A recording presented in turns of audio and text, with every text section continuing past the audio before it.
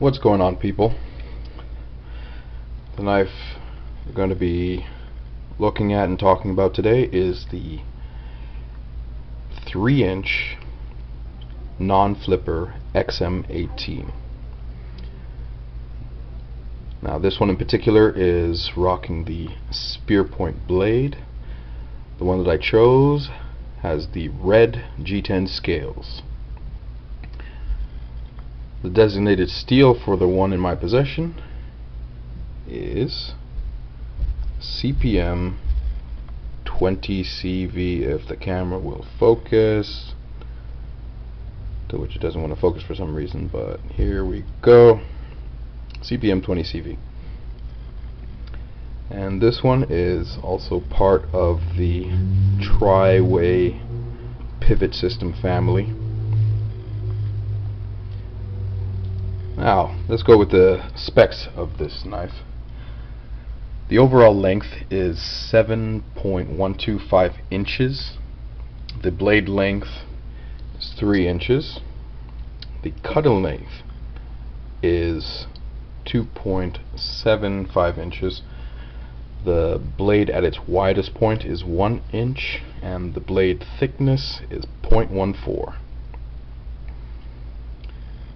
Now, this one, I currently fashioned the not phosphor bronze, the nylon washers.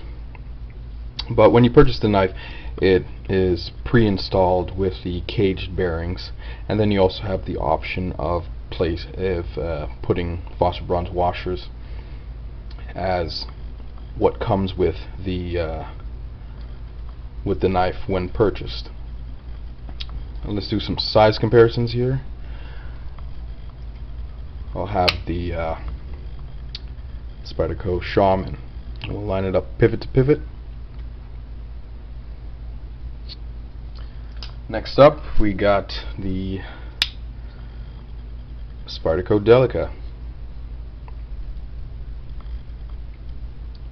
Pivot to pivot. And just to throw in a custom knife there, this is my latest acquisition as of the taping of this tape. The Trevor EXK Plus in the sheep's foot blade configuration. Now, let's talk more about the XM18. I've been wanting one since about 2016, the non-flipper edition in particular. Not really, the flipper versions don't really do it for me. I've always wanted a non-flipper edition, especially in this size, now that I've pretty much gotten around to what knife size is perfect for me. Usually I like to go after knives that are between 3 inches to about 3.3 inches in blade length. And yes, of course, I can dip below that scale or dip above or go above that scale the odd time. But yeah, it's very comfortable in hand, especially when it comes to this forward finger twirl right here, because it's not a complete half circle. Instead, you have this kind of S curve. See, a half circle starts and then it just curves outwards with the handle. See, that's something you won't get with the standard flipper tab version of the XM18. You don't get that particular S curve forward finger twirl, which I find extremely comfortable because I never really, when it comes to my index finger, I never really sit completely across. I have this kind of angular cross when I have the knife in a forward finger twirl.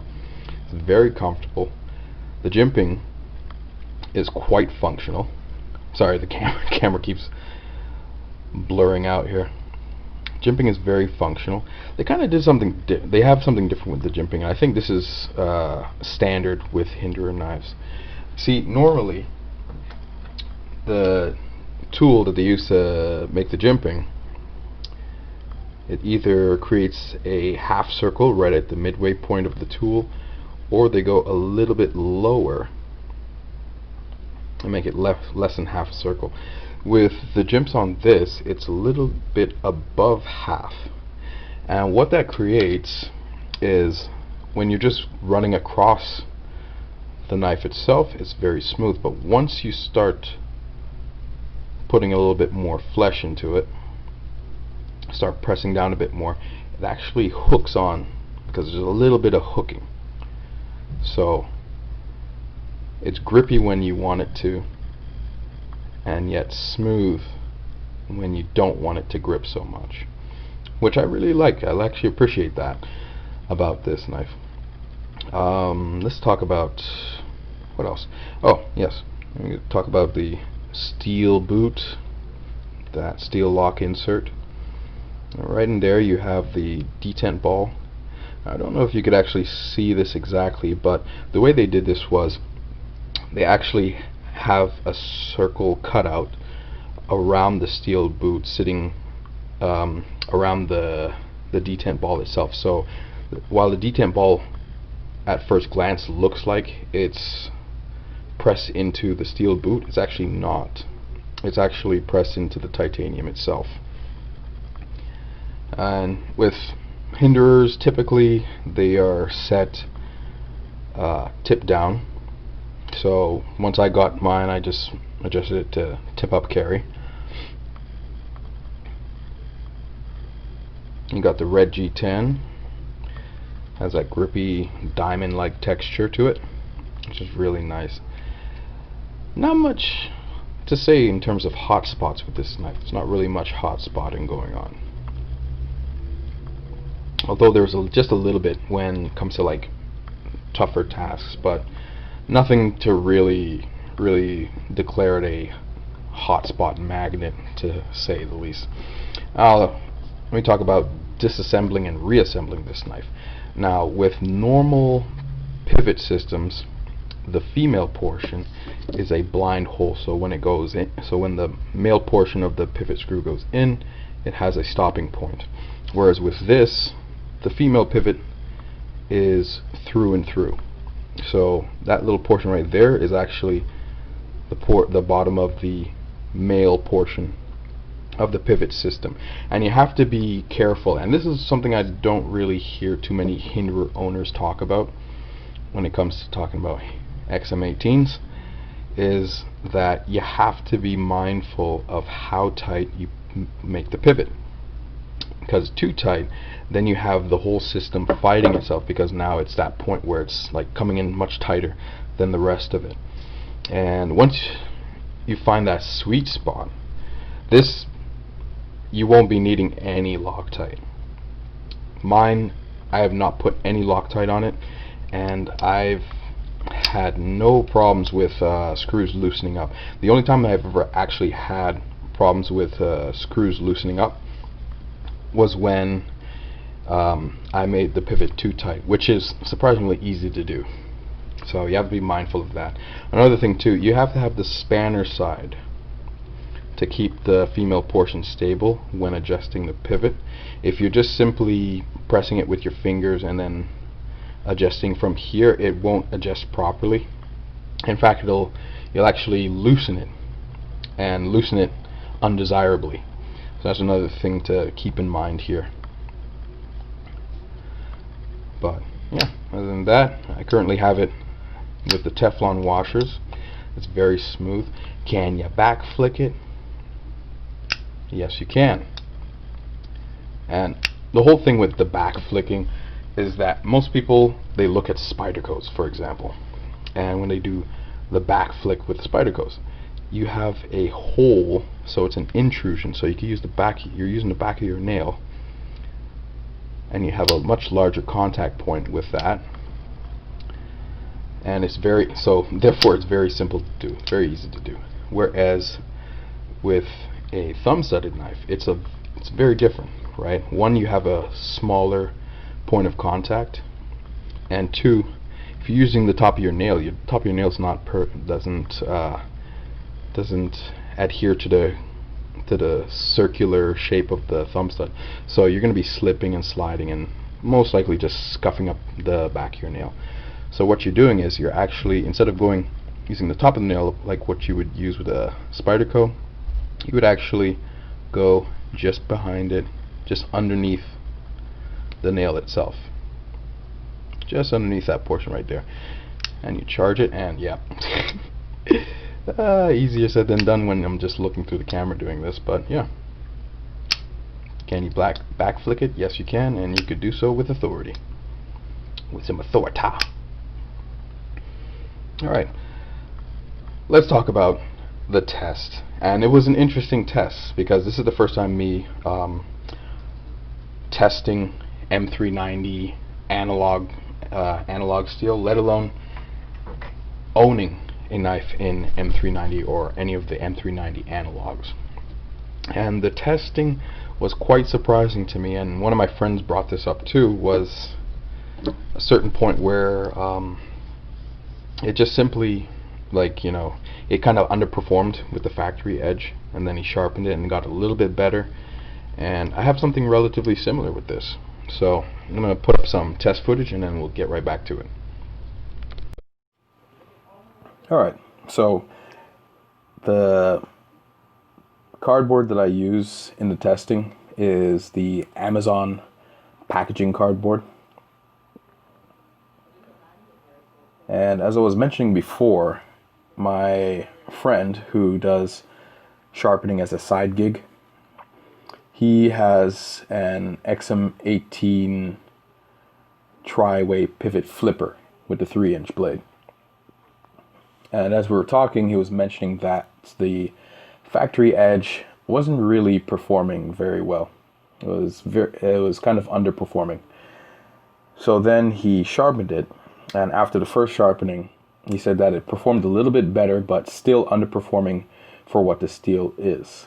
Now, I believe his own was, I can't remember if it was 20 CV or M390, one of the two. So then I proceeded to sharpen, and I used the following progressions with mine. I used the Spyderco Sharpmaker rod, the diamond one. Then I use the Edge Pro Apex Stockstone 400 grit, and then proceed to use the following strops afterwards. It's 5 micron, 3.5, 1, and finishing it with 0.5 micron. Now all the strops are diamond coated on diamond paste on leather. And the total times I've sharpened this for testing was 4 times. This knife has been sharpened a total of 5 times so far. And the reason why I went through so many different so many sharpenings is because the first test I cut a total of 120 feet worth of cardboard before it would no longer reliably slice paper, printing paper to be exact. Now, for me, that's pretty low. I mean, this is the first time me handling an M390 analog steel, let alone M390, and to me, I was like, yeah, that's definitely an underperformance. So I tested it again. Test number 2 was a total of 195 feet worth of cardboard before it would no longer reliably slice paper. I said, okay, I might be dealing with a burnt edge. So then I proceeded to test number 3. Went through the same sharpenings as the previous, and then that gave me 225 feet worth of sharpening before it would no longer reliably slice paper.